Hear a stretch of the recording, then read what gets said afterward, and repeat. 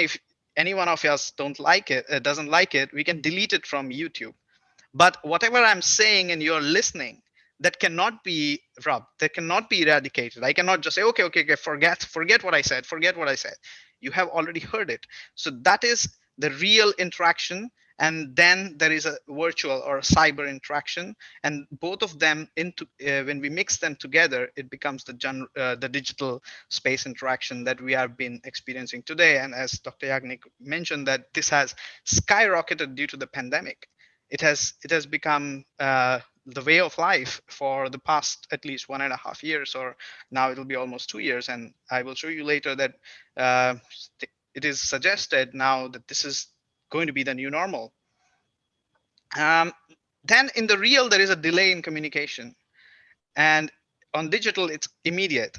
I will share an experience when I moved to Poland from India. In India, it was like a habit. Okay, I need something from somebody. I will pick up my phone, dial the number, and call them. That is like real communication, although the means is digital. When I came here, I started to do that in the beginning, and people were really annoyed because they did not like it and they don't like it. So the culture is very different in terms of I have to write email if I want anything and I have to wait. So even though the means is digital, the communication is still what we are doing in real world, which is delayed communication, because I write an email, it's just like sending a letter, and then there is a return letter or a return email that we get.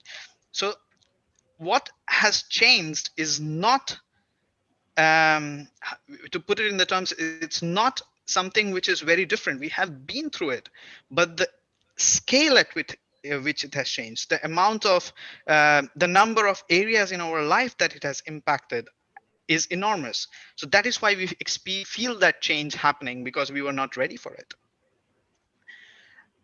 And okay, so on the so this is the real me, all suited. Now if I want to change my clothes and get a photograph, a real photograph of me, I will have to go buy some new clothes. But I can just go on Facebook and create my avatar, and I can do whatever with it. If I don't like this, I can just change it to something else, and it doesn't cost me money. It doesn't cost me much time, because I just have to click and it is changed. And I can use any one of these two, say for example, as my display photograph on social media, or as my display here on Zoom if I don't want my video to be on. I can put any virtual web background at the moment what I'm on, but if I want to have a real background, I will actually need to set up something at the back. I will have to print it or paint it or something like that. So the difference between the real and the digital is getting blurred at this point, where some still prefer to do everything in real, and some prefer to do it in the new way. um, and we cannot say that the value of real has totally disappeared. The real, there is a difference between how the digital feels, at least at present, and how the real feels. uh, how many of you have seen the movie Tenet? Tenet, Tenet. Okay, Inception. So, so the director of this movie, again, I forgot the name. He's my favorite director, but forgot the name of the director. So this director, his movies are known because he does everything in real. He does not use any virtual backgrounds or any graphics. He wants to film everything in real. And that is the USP, because of which his films do really, really well. And you can see the difference between his movies and some other director's movie that uses these virtual effects or VFX. So the real is still not as sorry, the digital is not as good as real as of now, but in the future it might get to that point where we are having something like Matrix, where we are living in that digital space, and we have our avatars like this, and we have our and maybe in the real world it will not be enough, or maybe in the digital world, if I want to wear a shirt of my liking, I will have to buy that shirt, for instance. So this is where we are heading, the transformation from real to that virtual. And this is the post-pandemic projection of what can happen. Facebook already tried to do that with introduction of virtual reality and Oculus, but they were not as successful because we were not yet prepared, but they are still running that program. And that what we can imagine is something like being in Matrix, where we actually wear our virtual reality goggles and go to office, and then once it is done, we take off our goggles and we are home. We are not too far from it, because this is what we do. We are on Zoom, but we are just using the webcam and the computer or laptop or screen to do that. It can be replaced with Oculus to give a more reality or more real feeling. Okay, so I was looking at some definitions of digital spaces, and I came across a lot of interesting questions, answers on Quora, or also these Elsevier, Springer. All of them had like some articles which were talking about, and there was what I understood from the existing literature is that digital space in the term itself is not well defined at the moment. So that's like a very good scientific like a literature gap that can be filled by this series, because I understand that there will be a book that will be published. So there can be a really good chapter about defining what digital space would actually mean, because some of them say that it's a space created on the internet, so it could be anything. If you create a website, it would mean basically a digital space. And some say that anything that is displayed on a screen is considered to be a digital space. So if I'm watching a movie, I'm basically interacting with a digital space. Or then there are concepts about digital twins, where we say that, okay, as I was showing you in the previous slide, that's a real me, the photograph of real me, which is existing in the real world, and I have an avatar of myself, maybe on Facebook or social media, which is interacting with somebody else. That is my digital twin. So that is another concept that is there. But there was an antidote with saying, if space is digital, which they say it is, are we just a program? So this question right now, you might think that, okay, it's an antidote, but if you think about 15 years from now, this might be the answer to that. This might be yes. We are just a program, maybe. This is where we are heading. Okay, so when I found a lot of good like graphic representations of digital spaces, but I found this to be very interesting, because the authors they are talking about both the positives and the negatives. So we talk about space to be safe or unsafe. We are talking about the space to be productive or unproductive, space to be having information and misinformation, communication and miscommunication. So if you look at this definition, or this like an attempt to uh, give like information about digital spaces and places, we can actually relate with it in our real life as well, in our social circles. All of this exists. Like maybe it is unsafe to go out in the nights, and it is safe during the day. And maybe it is unproductive to just procrastinate, and productive to actually work. It is half information is really not as it's more dangerous than having full information. Or I said something, he said something, so this hearsay has always been there to create problems in our communities. So the digital spaces, or the problems that we are facing, the basic problems that we are facing in the digital spaces, are not that different. If our basics are actually strong, then we will be able to overcome them. The only problems that are difficult to overcome are the ones which are technological, not which are human induced.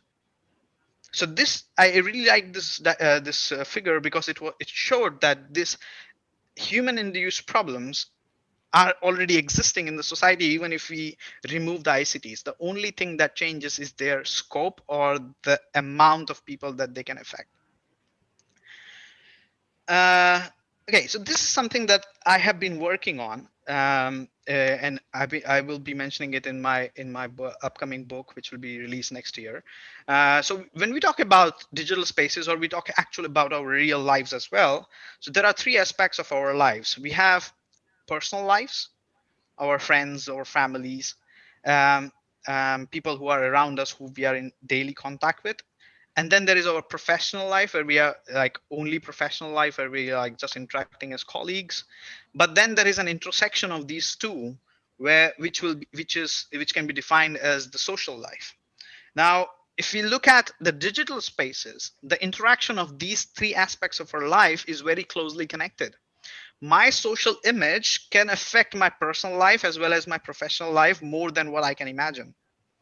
My professional life can affect my social status and my personal life.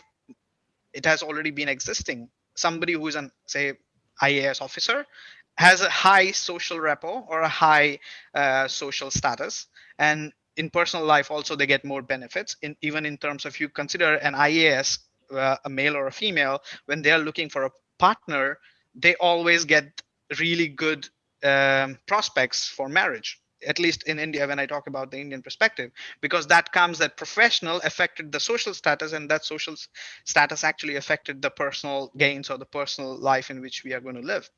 On digital spaces, what happens is that this interaction becomes even closely knitted. So if I have a LinkedIn profile where I can show that I'm a really good professional and I'm a really good person for the society as well, then my virtual image or my image in the digital space would be stronger than somebody who just shows that that person is a really good professional and not as good as a person in the social life. So these boundaries are really blurred, and what we see is one social sphere where you need to balance all these three. You need to show that you are a person who is good at having a balanced personal life, good social life, and a good professional life, and the people who are able to balance these are the ones who turn out to be successful in terms of careers or in terms of personal life or in terms of having a good having good social interactions or good community around them. Okay, time to have some fun. Okay, so now this is the link. There are I will post a link. I will just stop the screen sharing for a moment. Let me copy the link. Okay, so I have posted a link on the chat. This leads to a form. So we will do a poll, a short poll. It just has quick 8 questions. There is no personal information asked. At the end, there is an option to drop your name and email ID, but it will not be connected to this poll. So if you would like to participate in any future surveys or interact further, so you can drop your email and name if you would like, but it is not needed. Um, but first 8 questions, please put them, and then we will move to the second half of the presentation where I will show you some real life data. And then we will see what we think as a group, as a digital space interaction that we're having right now. What do we think about these three things: responsibility, manipulation, and participation in digital spaces?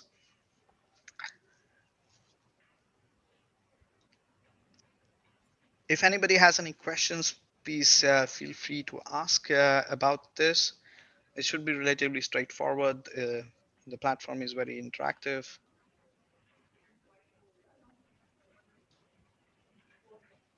I will unmute Adil Khan. He's having some question to ask. Yes, sir.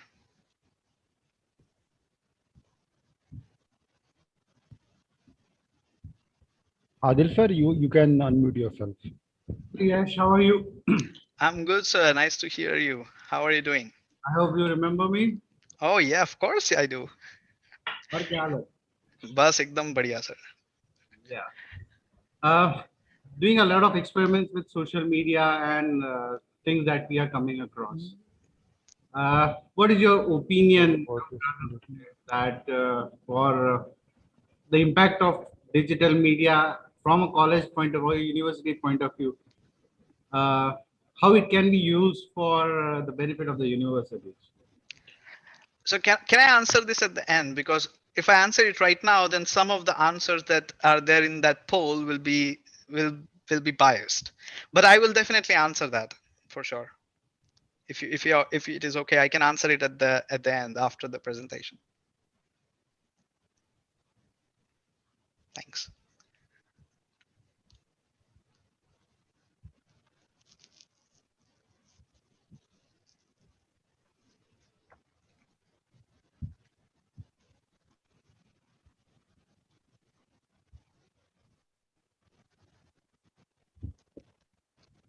I see that there are 39 people in the group and 15 Mm. people have started the survey.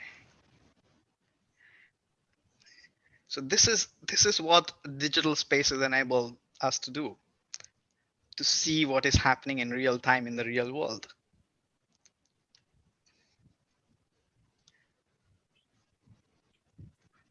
It's not compulsory. It's if you would like, you can do that, but it's totally voluntarily. And I will share these results with Vanda madam, and you all can have the aggregated results. Of course, we will not be able to identify any single individual's answer. It will just be in terms of a table or a graph for the aggregated responses.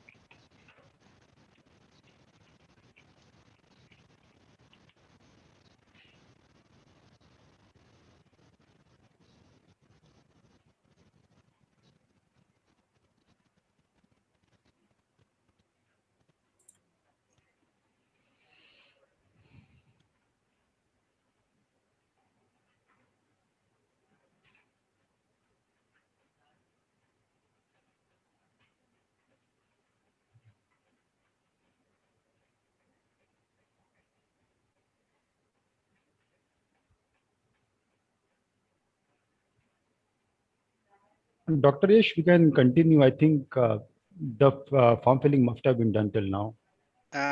Okay, I see that there are 8 people who are currently filling it. So Okay. we can just wait a minute and then,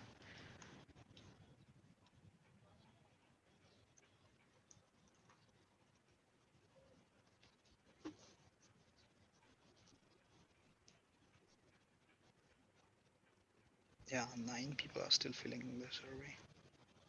Because the next slides are having data which are concerned with the questions, which are from other sources. So if we show it, then people will change their answers. Biased. Yeah.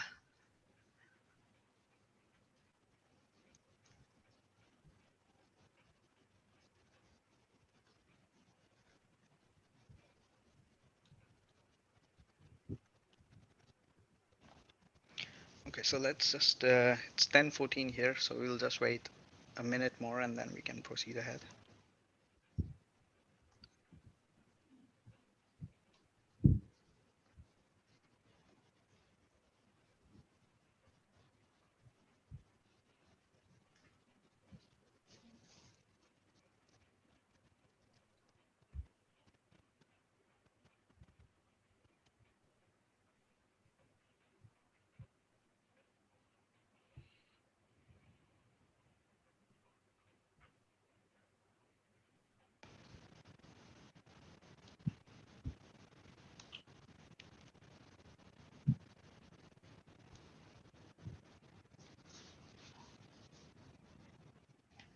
Okay, so those who are already who are still filling the survey, please fill it according to what you want. Don't let these next slides influence your answers.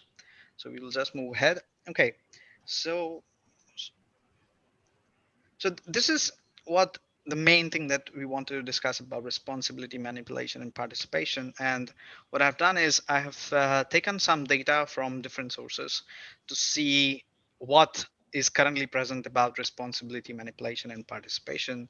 And as I was mentioning that take account of the order because responsibility, manipulation, and participation. This order is actually reverse of what has happened. So there was a lot of participation. And because there was a lot of participation, people saw the scope and introduced manipulation. But now we know that there are a lot of stats available that manipulation is actually more than participation by the introduction of technology with bots and other stuff. But what is lacking at the moment is the responsibility. That's why I put it in red. This is something which is not clear that whose responsibility is supposed to be. And this is the last question that I put in our poll as well. So we will see what you all think at the end. Uh, yeah. And the problem for this is that it wasn't expected that this kind of digital spaces, or especially these social media platforms, will become so big in such a small amount of time, in such a small period. And why this happened is there was a lot of I would say not anger would be a very extreme word, but people wanted to do a lot of things before this. They had this power of social media. Everybody wanted to be a TV star. Everybody wanted to be famous. And when this social media came in, it gave the power to people to become famous. And in the thirst to become famous, that part of what will happen next was not thought of. We have heard about the influencer bubble. There are a lot of people who have millions of followers, but they don't have any output through it. At the beginning, it was not that because it was a bubble. And now there are so many people who have millions of followers. So having just the number of followers is not good enough. And they're coming up with new measures every day. And this is still going to evolve.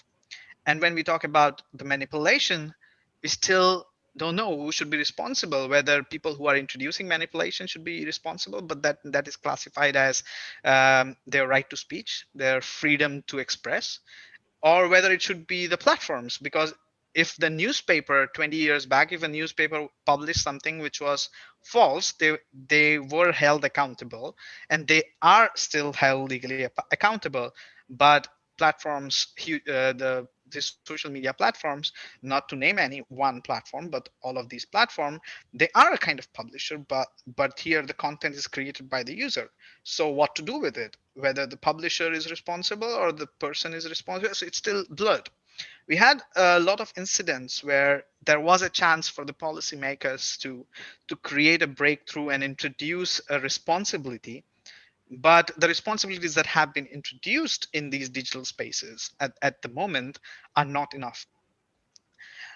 Let's see about the participation. This is a recent report. It's a very popular report from VR Social. It's like digital in 2021. They come up with monthly updates and a major report at the beginning of every year. And around the world, so there is like population about 7.85 billion. So it's ever growing population.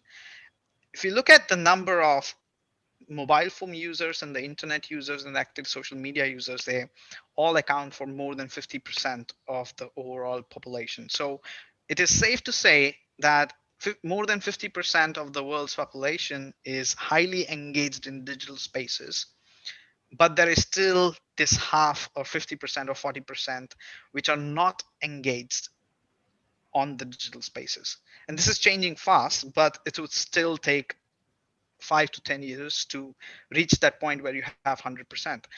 But if you look at the urbanization percentage, 56.5% urbanization of the total population of the world. And now if you correlate that with these numbers, which you see on the right hand side with the mobile phone users or internet or active social media users, you will see that there is a strong connect between urbanization and the number of users. So these are common. The reason why they have mentioned this urbanization is specifically because these numbers correlate highly with each other. That if somebody is living in an urban area, they're more inclined or they are more probable to be in a digital space rather than somebody who is not living in the urban areas. Um, and this was a question that was there in the poll. Now, if you look at the percentage of social media users of different activities, more than 62% of the people actually just browse. They do other stuff, but that is like most important thing that people do is browse. And here lies a very, very important aspect of participation is the intervention of technology and algorithms.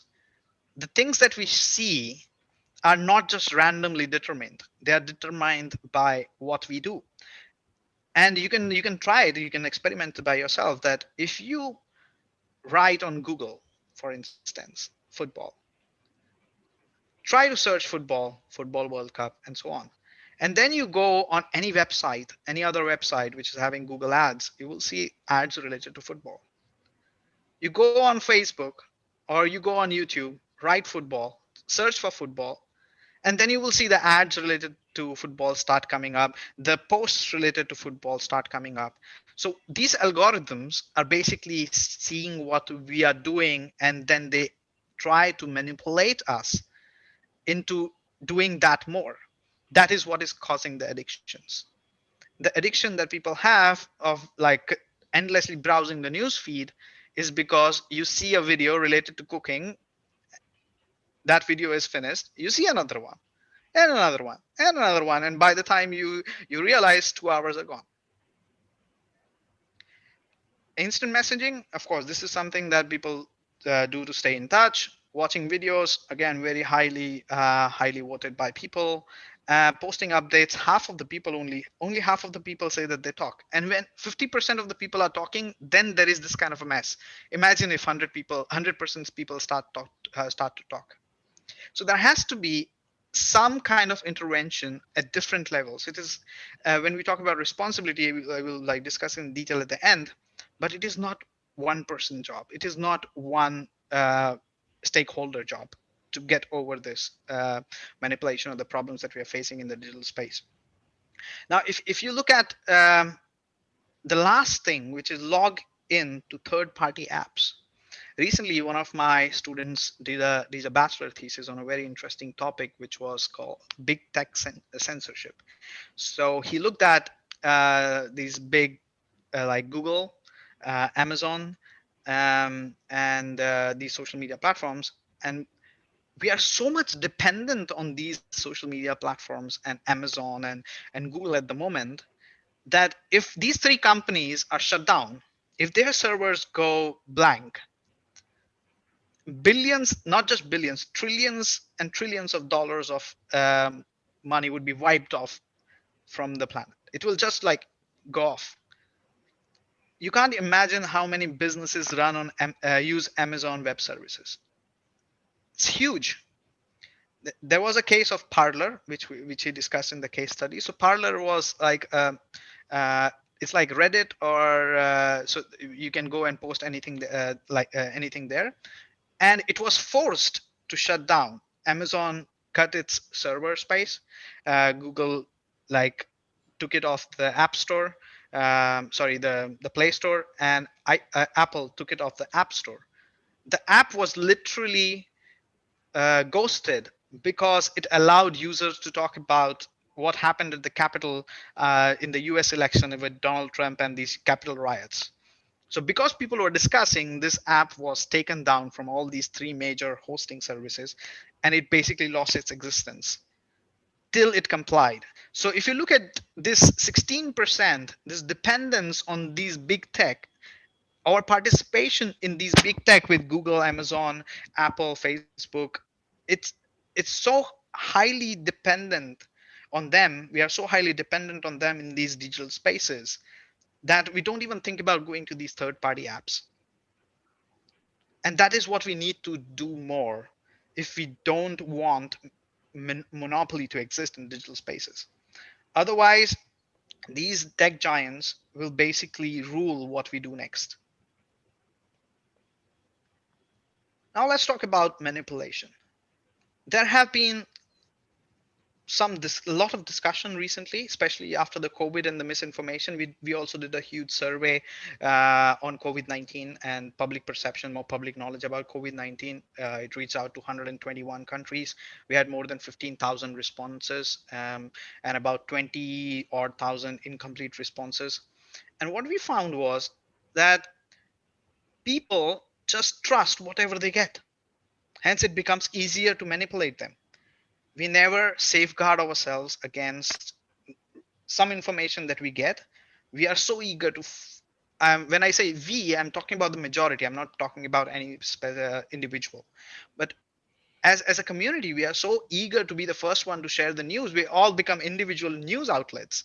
So we propagate the fake news, actually propagates further and faster than any authentic news, and this has been proven by multiple studies all across the globe. So there has to be some reason why we do that. So maybe we are not good at spotting fake news. Maybe they are like targeted to us, for they understand us so much that, okay, if we talk about this kind of fake news, we will share. And um, Cambridge Analytica and online manipulation, this was such a debated topic.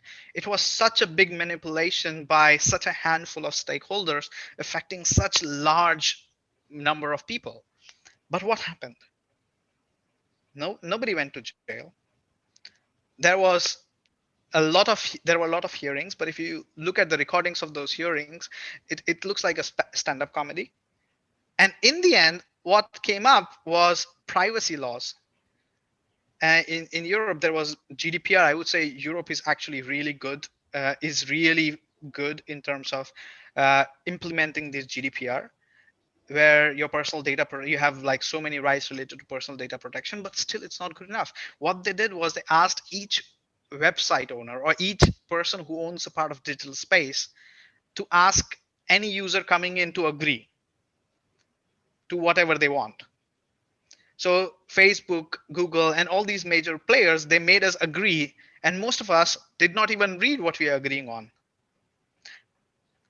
Ask yourself, did you actually read the privacy policies that Google, Facebook, and all these major players were actually forced to make us read? So if you actually have, if you go on incognito mode in your mobile phone at the moment, if you open Chrome and go to incognito mode, you will see a pop-up, and you cannot go or agree to it until unless you scroll down.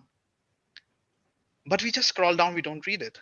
So all these companies actually, after this issue or this implementation of these privacy laws, became more legally protected because they made us agree to those things if we wanted to use those services. And as I said, that we are so dependent on these services that we just agreed. About the new normal, the Pew Research Center, this is one of the most influential research centers, or they come up with the most influential studies. And they say the new normal will be about in 2025, where we will go, and will be more track driven, and it will be presenting more big challenges. But if you see, there is one line that worries. There would be life would get worse. Most people are as greater inequalities will come in, rising oh shit, this I'm never able to pronounce this word, authoritarianism, okay, and rampant misinformation will take hold of it. So we still have 4 years, but they have already declared that this is going to happen because we are not going on track to overcome these things in the digital spaces. The manipulation is so strong that for us to overcome it, what we basically need is education. If you go online and if you search how to spot fake news, you will find millions of blogs about it, but there is no educational curriculum about it. We were taught how to be a part of the society in moral science when we were in class in school. But now, are we being taught what is the right thing to do online? No. I searched yesterday before when I was making this presentation. Maybe I thought that maybe there would be at least something that I can show, but I couldn't find anything. There isn't a single academic curriculum that actually teaches to how to spot fake news. There are patents. The businesses have patents on spotting fake news. There are blogs which have different information. You have like 10,000 ways of spotting fake news, but you don't have the this how you should say imparting of knowledge of how you should do that, because everything is available online. You can go and read, but the way the knowledge transfer takes place, it's not the same for everybody, and that is where education comes in. This is a very interesting experiment done by NATO Strategic Communication, their Center of Excellence. They did an experiment. They actually spent 10 euros on each of the platforms and they bought these things. They bought 3,135 likes on YouTube, 3,031 likes on Facebook. So this is what 10 euros can buy you. Just 10 euros on each spend on each platform can buy you this much amount of information that you can, which is fake. Now you can see it's so cheap to buy it, but when you consider it, that 10 euros spent by one node on in a digital space buys so much fake stuff. Now imagine 1 million nodes spending 10 euros each to buy this. So we multiply everything by 1 million. And there are more than 2-3 billion social media users, or at least 2 billion plus on Facebook itself. Overall, there are 50%, 55% of the global population is online on social media. And I can share the link to this report. It's very interesting to see how what they did, and they did the whole experiment. And it's, if you see on TikTok, you can almost buy 90,000 views by spending 10 euros. That is how the influencer bubble was created, by hyping the numbers. Initially, the businesses trusted it, and then because everybody got to know, and now more and more information is being put in the digital space, so people get access to it, and they are becoming more and more aware. But general people are not being aware. Only the businesses are, because for them, numbers or what is happening online transcends to money, profit or loss.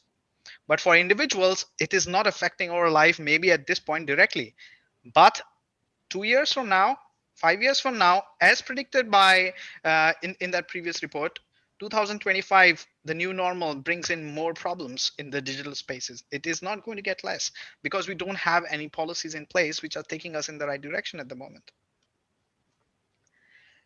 Coming to the responsibility.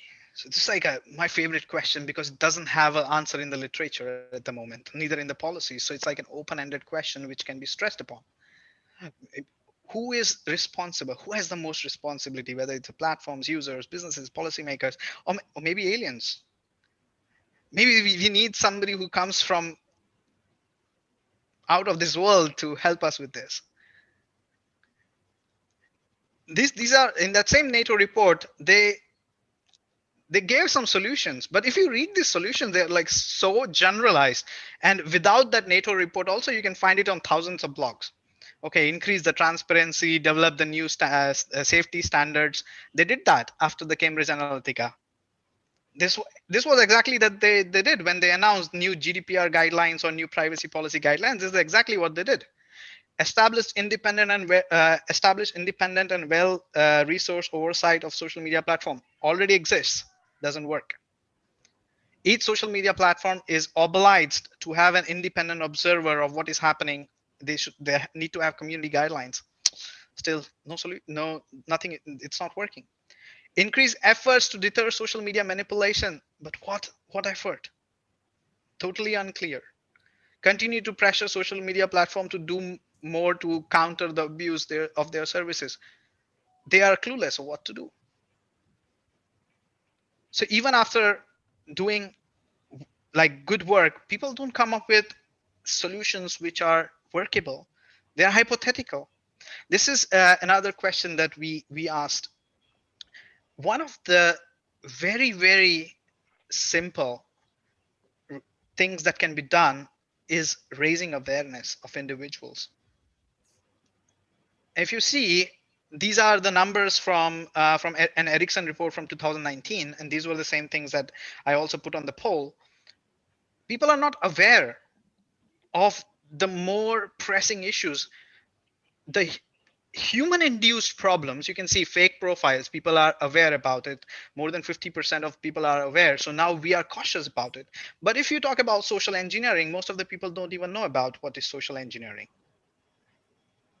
because it's such a niche term.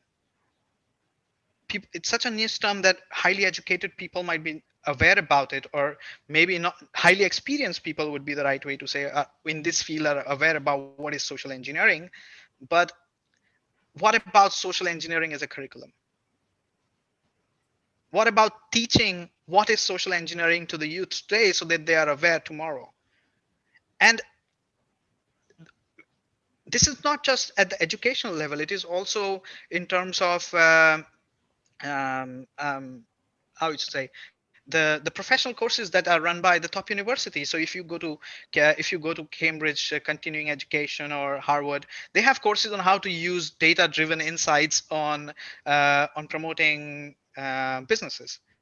But there is no course which says data driven insights on how to spot fake news for individuals. So in all of this digital spaces, what has been forgotten is the individual. We don't have individual at the center of anything apart from product development. So user centered development, or design thinking, as we say, where the user is at the center, is only used at developing products. So when they were developing the social media algorithm to target the consumers for advertising, user was at the center. But when we talk about developing solutions of how to spot fake news, for example, user is not at the center. Technology is at the center. Then users have to cope with the technology, but they are not equipped with it. Okay, crisis is a, I shouldn't say, I don't say it in terms of the COVID-19 being good, because it has brought about so much pain and agony to so many people. But I think as human race actually needed a kind of reset, and this COVID-19 brought about it. Of course, it's very unfortunate that it brought all the pain, agony, and loss that so many people endured in terms of life, loss of life, financial problems, and economic problems, and so on. But the crisis, when a crisis is there, we have a chance to implement change. And we are at that crossroad at the moment, because in these three stages of a crisis, we are in the recovery stage at the moment. So if anything is induced, it can gain sustainable momentum in the new normal. And this is from a Deloitte report, business solution report. It's like, I really love the reports that they make. They are so accurate, and they are so objective about it. So we ensured that everything was going on. We adapted. We were responsive to it. But now we need to be resilient, and we need to be responsive if we want to bring about a change to what has already been done, or what is projected to be done on basis of what is done so far.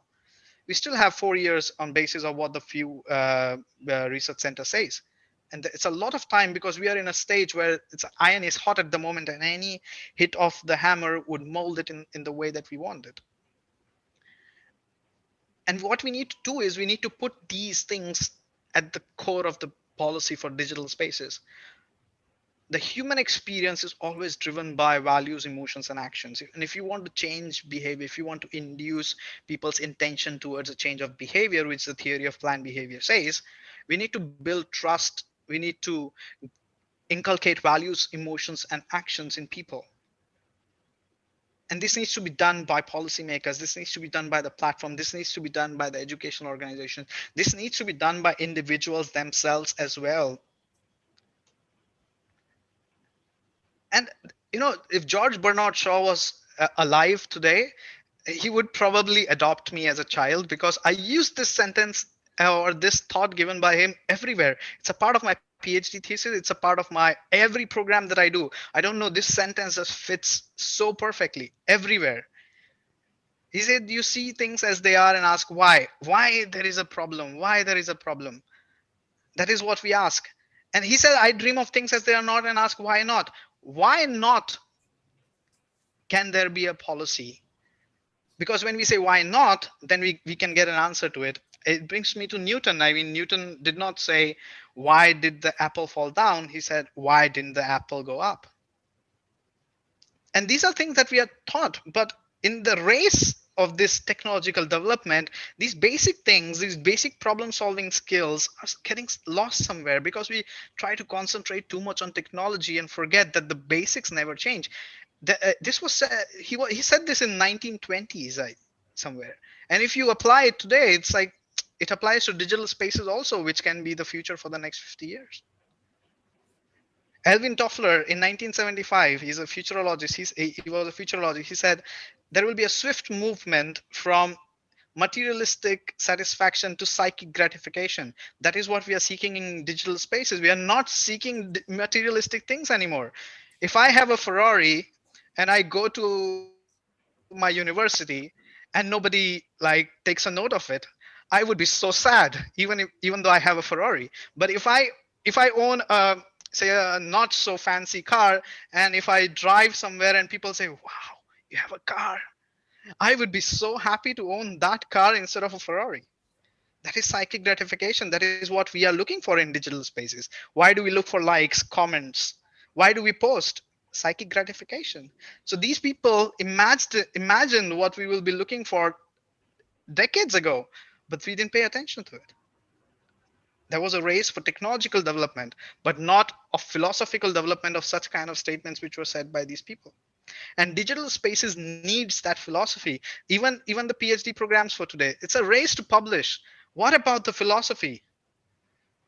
There was an initiative by some professors of bring the philosophy back to doctorate of philosophy. There was it was the papers being published today cannot be replicated because they are just one-off studies made to publish. Okay, it's a playtime. What do you think this is? Please, anybody, just type on chat whatever you can come up with, whatever you can think of.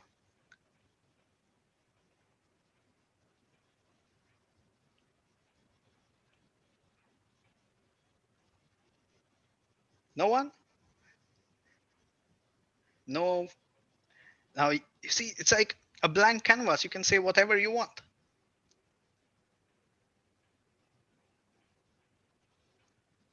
It's just perception. You could have named it anything you would like. You could say this is a time chart. You could say that this is your progress growth. This is your life event. You could say anything you want. So digital spaces at the moment is like this. Yeah, trend analysis.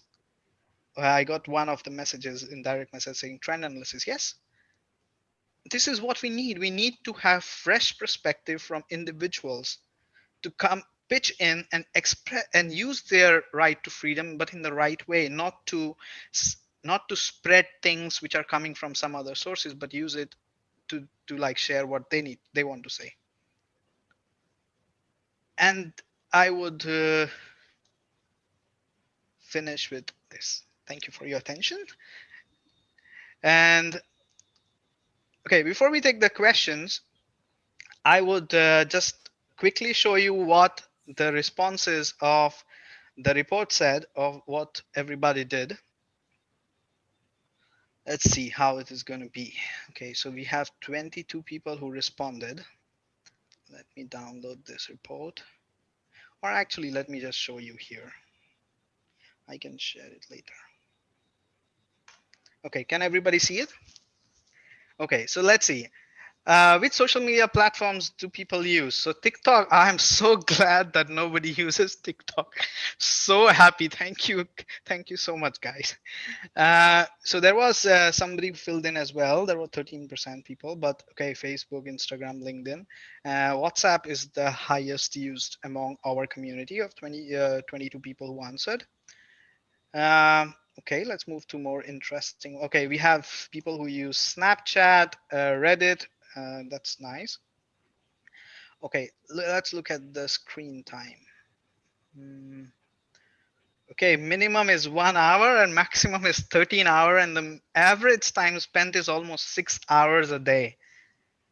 6 hours of screen time a day. Okay, we did not go into the depth of what this screen time is about, because I mean, okay, some of them would say, okay, we have to attend classes for 10 hours a day, so then that will bias the results. But still, 6 hours a day. So if you say that 8 hours of sleep, 6 hours of screen time, so that's already 14 hours of the day gone.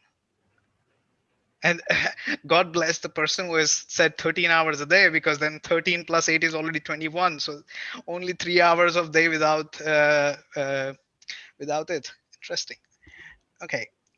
What do you spend most your time on? Going through updates. So this is like 72% in our previous, in the presentation it was about 60%. So you can say that it is there. Watch videos is the second highest. We say read news. um, Post updates is about 50. See exactly what they got in that. 50% of the people post in our group. Also 50% of the people post instant messaging. So use of social media for work or business, again 50% of the people do that. Okay, we have others like go through updates. Oh, sorry, this is just a table. Okay, nobody entered the others. Okay, how many people feel satisfied after spending? So nobody feels satisfied. Most of them don't know. 40%, 40, almost 40.91, 40.91% people don't know if they feel good after spending all that time or not. So you see, here it's 40% of the people. These are people who are not decisive about whether it is good or bad. Should I do it or should I not do it? And this dilemma can easily be oriented towards the right purpose of spending less time but productive time. Moving on to, okay, let's see, 1 to 10. Positive effects. So we have a mean of 40, so 42.7.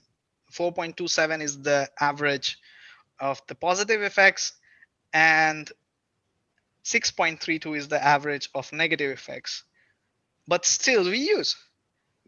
Some of it is because we are it's mandatory for us to use it, but still we know that the negative effects are more than the positive effects. This is actually good, because if we know as a community that it's negative, maybe we will do something about it, hopefully. Rating the manipulation. Okay, let's see which one is rated to be more. Okay, social engineering, we have a mean of 50%. Okay, so it's somewhere about 50 to, okay, 50% to about 64%, 66%. So fake news is so I mean, it has been so much um, publicized that now a lot of people already know about it. But if we see these, say, bots are a huge problem.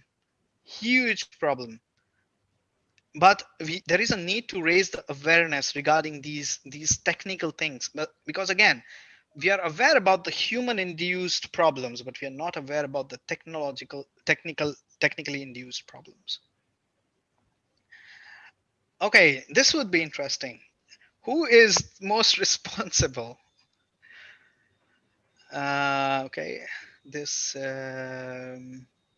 Oh, okay. So there is. Okay, maybe here it would be giving. Right. Let's see. Me. Okay. So the mean of NGOs is the lowest. So most of us feel that social media platforms are responsible.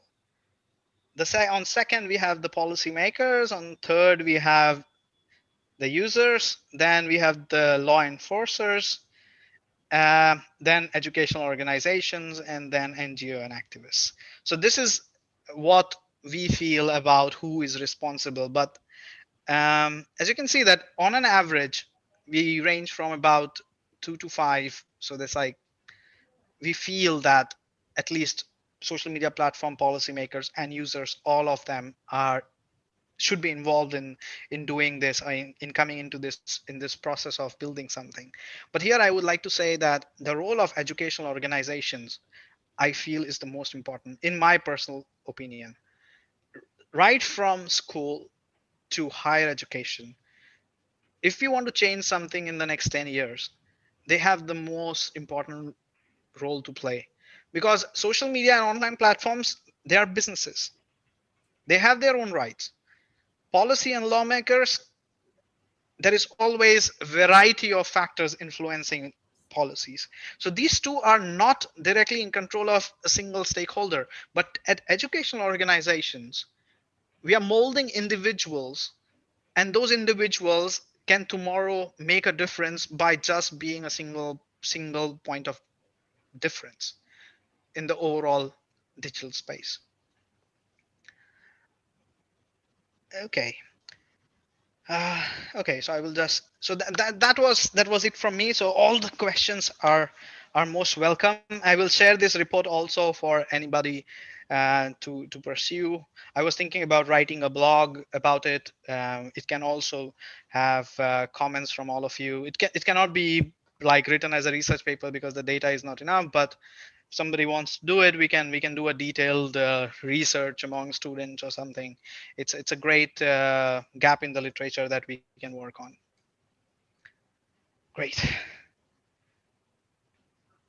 So Thank you. to maybe I can ask make answer the question asked by Adil sir, because he asked first. Adil sir, you still there? Okay, so he asked, what is the role of educational organization, or how social media can be used by educational organizations? I've been involved in this sector for almost 10 years now.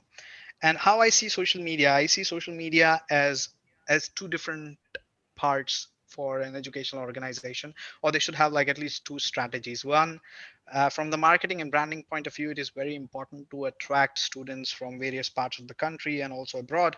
So marketing and business point of view, it is very important. But where I also see a role of universities, or how universities can use social media, is to actually teach their students to be responsible on it by leading by example.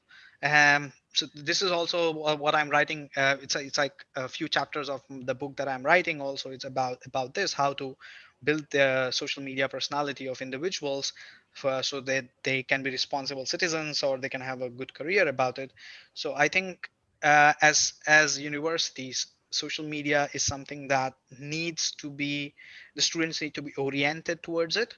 And as we were discussing already in the stats, and I expressed my opinion there also, that we can, as educational organizations, we can play a good part on it, sharing content, or inviting students to like contribute to the content, interact, make the social media pages of the university interactive, and setting the examples of what students should and shouldn't do on social media through the university page is very influential. Recently, my other bachelor thesis student did a survey among Ukrainians to see what do they look at as international students when they are going to a university to study. And it was surprising to see that they see what kind of positive information that social media platforms of a certain university share. So they are more attracted towards that. So the youth of today is attracted towards positivity. So that is something that the universities can do. I hope I answered his question. Okay, I will connect with him later and give him detailed Not only that. explanation. So may I Please, sir. mention, Dr. Yash, may I speak? Please, sir. Please. Yeah, yeah. Also, if you see, social media can also be used for teaching and learning extensively. For example, especially in project work, we have seen, I myself have experimented with connecting global students together and Great. doing projects Yes. globally using Yes. Facebook, Yeah. or using even Twitter, or using, that is one. There are, if you remember, there was a time when we had wiki spaces, Yes. and in the wiki spaces, I myself was a part of a book writing project. And it was, we shared everything on wiki spaces, and then there was another project on Dropbox where we would all post our papers and edit and re-edit and do that together. Yes. Social media also could be used in a very responsible way by students, by faculty for teaching and learning. Yes, That very is true. also what I've seen. Yeah, I just totally thought agree. I'll add a couple of comments here to Adil's question as to how social media could be used by Right. education institutions. Yeah, very true, sir. Yeah. Uh, there is an update that Microsoft is going to come. We really, I mean, either we work on Overleaf with our research papers, which is a product of Google. It's free for the researchers, and so multiple people can work on the LaTeX file together online, or we work on SharePoint, which is again a Microsoft product. So what Microsoft is coming up with is that the Microsoft Word application will have will have a calling tool within it. So just like we are having a meeting right now, it is a question of, oh, can you see my screen? Oh, can you see my screen? So in some time in Microsoft Office, there would be an option where I can just turn on my Microsoft PowerPoint, turn this sharing on, and I share the link of that PowerPoint to all of you, and you can just access it using the link, and I can be present on the camera there. So we don't need Zoom, or we don't need Microsoft Teams to do that. So they are making this kind of so these will become like truly digital spaces where people can collaborate and work together. But I completely agree with you that social media is very important tool for teaching and learning, because um, the one thing that I was mentioning, and good that it's really nice that you brought it up, that the information that we are receiving is global. It is coming from, like, it's like many to one kind of a relation. It's coming from the globe, like different parts of the world, but then how it is affecting me in the real world is my real local surroundings. So if I hear that there is some kind of protest going on in some other part of the world, how I react to that protest in can affect my real environment at present. It could be seen that with this Black Lives Matter, the campaign, which is still going on, when Mr. George Floyd lost his life to a brutal incident in the US, people around the world joined in, and they created organized events locally, but it created a global impact. And this same thing, as you rightly said, in teaching and learning is very important, because uh, any student who's studying anything at the moment needs to be acquainted with cross-cultural impact of what they're learning. If I'm learning engineering, if I'm learning mechanical engineering, or if I'm learning journalism, I need to be aware that if I'm writing something, or if I'm producing something, it is not a local thing anymore. Anything that I write, produce would always go global in these digital spaces. As soon as I put it on the internet, it's global. And if I write a sentence, one sentence can hurt somebody's feeling on the other part of the globe. Whereas for me, it is culturally all right to write something like that. And also about cultural the behaviors that we have. So it's very important for teaching and learning process. You very rightly said so. Okay. Questions? Any other questions?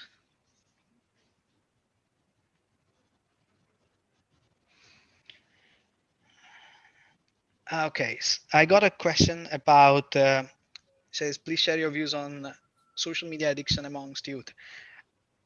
It's not good. I would say it's not good, but what I would say here is that digital spaces is the future. Now that with the pandemic, it has accelerated that timeline, because it was going to be the future, but it was accelerated. Um, Among the youth, it is actually not as bad, because now they are becoming more aware of using it. I think this addiction has to be oriented in the right direction. If we want to say that we are going to uh, make them not addicted to social media, I don't think it's possible. At least on the mass level, it is impossible to do that at the moment. I'm, I might sound pessimistic, but it is.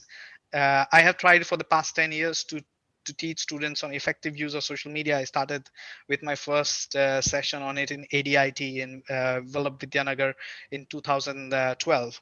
And I'm still trying to do that, but I see that it is getting worse and worse, even with the students who come into contact and like know what are the side effects of it. So what we need to do is that I've observed in some of the students that I've been in touch with, who have been interacting with me, is to channel that addiction in the right direction, because this addiction is something that can be very useful also. And for me personally in my life, so I have spent 7 8 hours a day on social media for the past 10 11 years, so you can say that I am a social media addict as well. But what I have tried to do is I've tried to learn how I can channelize it into doing what I want, into using it to network with the right people, talking with the right people, interacting with only the content that is useful to me. So when I was managing public relations at universities, I used to only like, comment, or share on things that are related to what I'm doing. Now that I'm doing research, so my network or the content that I interact with is synonymous to what I want to do, is which is research in innovation and marketing management. So the content that I get from the world, from the whole digital space, is also coincides with what I want. So it doesn't, any time that I spend is not wasted, but it's kind of, I get information which is relevant to me. I get connected with people who are relevant to me. When I was working in India, I never thought I wanted to do PhD from abroad, but I never thought that I would be able to do that because I had never done research before starting PhD. And if you want to go abroad to a university, the first thing that the professor would ask is, how much research have you already done? But what worked for me was that I had so much, I had a rich experience with the practical part of it that can be summed up with the theoretical experience which my professor had. So as a team, you bring in insights which they don't have, and that kind of worked for me. So um, the the addiction needs to be channeled. I would say we shouldn't try to like say that don't be addicted, because the more you say don't be addicted, people will be say na kaise kaha. Especially in India, when we say no about something, na kaise keh diya, ab to main zarur karunga. So um, I think that could work. uh, yeah, any other questions? I hope I answered the question, Priyanka. Dr. Yash, I have one question. Please. In India nowadays, there is a huge debate about free speech versus censorship going on due to this Twitter issue. What is your take on that? It's a very interesting question. Thank you for it. And this is also, as I was mentioning, one of my bachelor students did work on this, big tech censorship, and I had mentioned Twitter also. So I'm a bit undecisive about it. I think it needs to have a balance. For instance, when we say about free speech, when we say freedom or the rights in the Constitution, it comes with responsibilities. At the moment, what people are demanding is rights without responsibilities or consequences. So when I stand in the real world and I shout something at the top of my voice, then I'm affecting the locality, who also see the reality in which I am saying something, right? So it there, I think the right to speech has different consequences, and there needs to be an update in right to speech when we talk about the online context, because if my statement can be interpreted in different ways by different people with different perception, so where do we draw a line? Right right to speech is a fundamental right. It should definitely be protected. But right to speech, when it is used in terms of negative implications and with a deliberation, then it should be punishable. And even if we talk about the real world, it is like that. I cannot just go and stand in front of anybody and abuse them. It is against, it is they also have a right of not being abused. So when I do something online, now there is a blurred line, because there is nothing that says that what kind, you cannot measure how much of a trauma has been created because I said one line on Twitter. So there are blur boundaries which need to be defined, and that is where the policymakers, users, uh, and the platforms need to gel in together, and agree upon how to amend some of these rights and responsibilities. The rights have to remain, but then there have to be responsibilities that should be added with the right to speech, or freedom of press, and all these things, they are fundamental to a democratic society. So altering them in no means would be easy. And when I say altering, as I said, adding responsibilities to bearing the consequences of untruthful or unlawful behavior, uh, while utilizing your right to speech. I can say anything I want, but if I'm hurting somebody's sentiments, now this is where it gets it's problematic, because I say something in my context, somebody understands in their context, and now how to say who's wrong. So this is the dilemma or the blurred boundaries which needs to be researched upon, which needs to be objectively looked upon. We cannot just make a law or policy based on subjective thinking that, okay, I find it not good, so it is wrong, but maybe some other person finds it right. So what to do? You can't like take sides. It has to be the society side, not an individual side. Right. So it has to be dependent on the society, culture, or in general a country, we can say.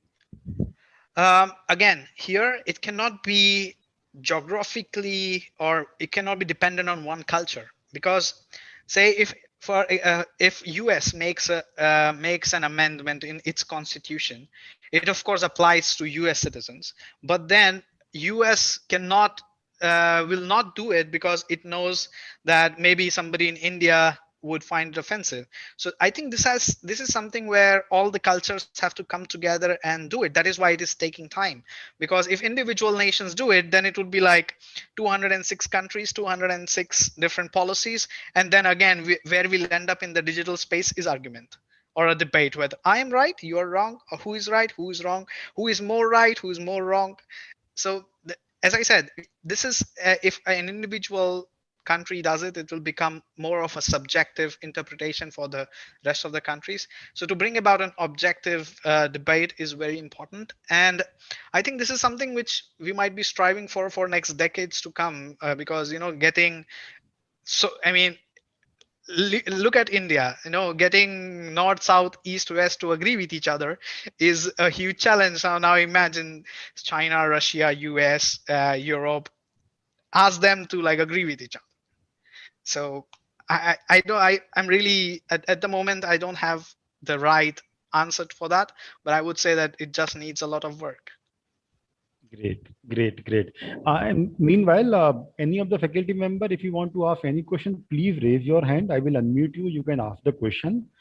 And in between, I would appreciate Dr. Yash. I believe you like doubling everything, double graduation, double post graduation, and probably double PhD. We will be able to see short time.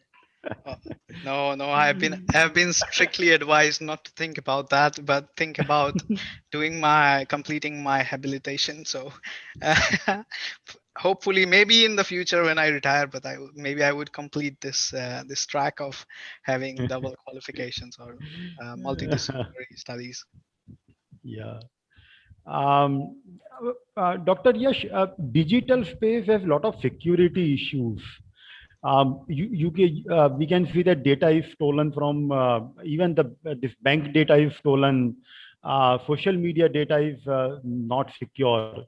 So much issues as far as security is concerned. How we can make it more safer? Okay, so here there are two things to be done. From the technological side, I would say that there needs to be more stricter implementation, and actually, again, there are three aspects to it. From the business side, it is actually very important for them to do it. So they are spending billions of dollars at the moment to do research and development on how they can stop this. I think they are spending more money on these security issues rather than the fake news issues, because fake news is like more of a social issue, whereas Right. this security is more of a business issue. Because if your data gets stolen from say Facebook, then you will not trust Facebook and you will like stop using it. So I think there is more progress in terms of that from the business side. From the policymaker side, I think the law is pretty clear that any kind of phishing or hacking is not permitted. So there it is like a black and white. There is no gray area. I think, and again, from the third aspect, from the user point of view, there is a need to increase the awareness of what kind of links are to be clicked on, what kind of links we should not click on, how to check whether a link is trustable, or how to check if the person that you're talking to has a profile, what information to disclose publicly, what information not to disclose publicly. There was a very interesting debate that we had at one of my training programs where the question was that frame a password that nobody can know by looking at your social media profile. And they did frame a password, but then they recalled all the other passwords that they had like framed, and they were so surprised that somebody can go to their social media account and actually try to guess what could be their password, like mother's name, father's name, the address where you live, or your pet's name, your first school. These security questions, you have a password and then there are security questions. The answers to those security questions are almost available always on the social media profiles. So these are like very simple yet very big, how we can say, very big things when we are concerned about our personal data safety. So if I put something as an information on my social media and I use the same as the answers to my security questions, then I mean there is nobody to blame but for me. So we have to be very careful when we are putting these answers. They have to be abstract answers. They cannot be the correct answers. The links, we should always check the domain, if the domain is trustable. If it is https, http is not secure. https should always be the ones on which we are making the payments. And so these are like very simple basic things that every user should be actually aware of. And you'll be surprised that in the community guidelines of each of these social media platforms, these things are actually mentioned in detail, step by step. But the only thing is that nobody tells us to go and We don't read. read. And when social media platforms ask us to read, we don't read. We're like, okay, they have written something legal. We don't. I mean, they are obliged by law now to not write it in legal language. So it is actually written in layman language, which every single person can understand. And it is not just available in English, but it is also available in Hindi, Gujarati, Bengali, and all these other languages. You just have to select the language, change it, and go. So all these platforms are obliged to provide it in at least, if I'm not wrong, 36 different languages. So these guidelines, privacy policies, all these things are available in these languages. So I think from the security point of view, as users, definitely we have the most important part to do to educate ourselves on how to do that and how not to do that. Even sometimes you can get a message from your best friend on Facebook or Facebook or LinkedIn, which might have a spam link or a phishing link. So should always like make it a habit. Like if I receive a link even from my mom, I ask her, did you send it? Or if I receive it from my friend, did you send it? Have you clicked on it? If somebody posts an offer, okay, have you utilized it? What was your experience? What is the first page looking like?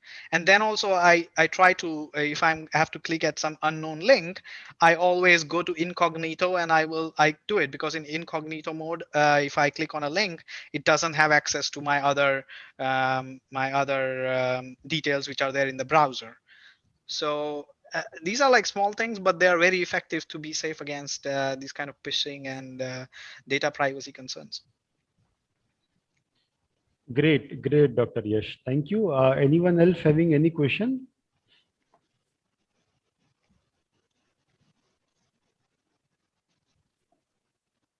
Devanshu, there is no question. We can conclude this session. Dr. Yash, at Navrachna University, we believe that our students need to be a lot more morally correct, and digital space is an area where our students need to be morally correct. And for that, we will be in touch with you through Vanna, madam, as far as how we can put this everything in a curriculum or academically we can involve these things. Sure. Devanshu, please, you can continue. Thank you, Professor Gaurav, for handling the question answer session. I once saw the movie V for Vendetta, and the line "ideas are bulletproof" still resonates in my head. So I deem it a great honor to propose a formal vote of thanks for an event that celebrates ideas. Thank you to Dr. Yash Chawla for sharing with us your expert insights and making us think about digital spaces in a way we may not have before. And since digital spaces are something we are increasingly occupying now due to the pandemic, we are also grateful for Dr. Nilayagnik for his support and encouragement for events like this and his presence here today. Thank you to the attendees for joining us on our session. We thank Dr. Dinesh for his technical support. And once again, thank you all for joining. It's been a pleasure having you here. Thank you for having me. Have a good day, everybody. Thank you. Okay. Thank you. Take care. Thank Bye-bye. you, Yash. Thank you so much for joining. My pleasure. Bye-bye. Thank you. Thank you. Bye. Bye bye. Have a great day, Dr. Yash. Thank you. Same to you.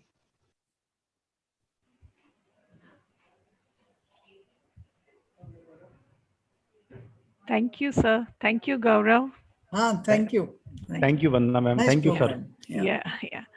I'll be in touch with him and let us see how else we can Sure. collaborate. Yes. Sure. Yeah, we have one course on I moral think, values. is it still being beamed on